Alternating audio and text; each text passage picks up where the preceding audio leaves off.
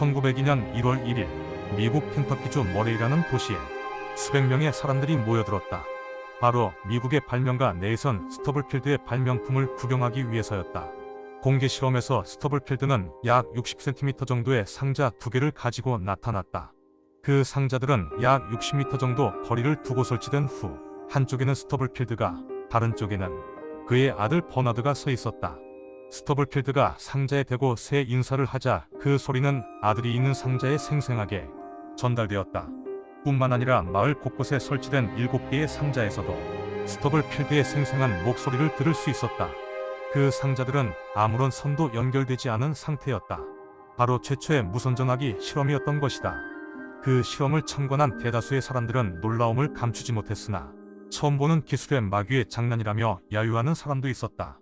이에 스터블필드는 화를 내며 상자를 가지고 자리를 떠나버리고 말았다. 그의 실험에 대한 소문은 곧 대도시로 전해졌고 세인트루이스 포스트지 기자가 그의 집을 방문하여 인터뷰를 했다. 당시 인터뷰에 의하면 그 전화기는 상자 모양의 2개의 굵은 철심이 박힌 모습이었다.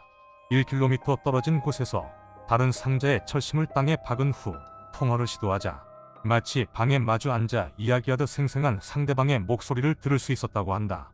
이후 철심 같은 접지장치가 필요 없는 원형 유도코일 안테나만으로 통화가 가능하게 개발되었고 1902년 3월 20일 해안에서 535m나 떨어진 증기선에 무선 전화기 상자를 설치하여 음성과 음악을 전송하는 데 성공하게 된다. 그로부터 6년 뒤인 1908년에는 마차나 보트처럼 움직이는 공간에서도 통화가 가능하게 된다. 당시 기자들이 휴대전화의 원리를 묻자 스터블필드는 주변의 자기장을 이용한 원리다라는 묘한 대답을 남겼을 뿐이다.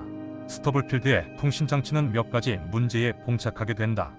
통신 범위가 넓지 않다는 점과 이 장치로 통화를 하게 되면 여러 곳에 위치한 전화상자에서도 동일한 통화에 참여할 수밖에 없다는 점, 바로 현대의 휴대전화기와 같이 상대방을 특정하여 통화를 할 수 없었다는 점이 문제였다.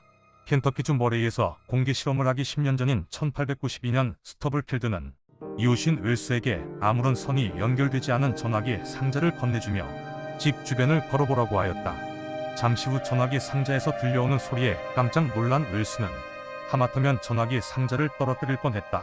훗날 웰스는 자신이 최초의 라디오 청취자라고 주장한다.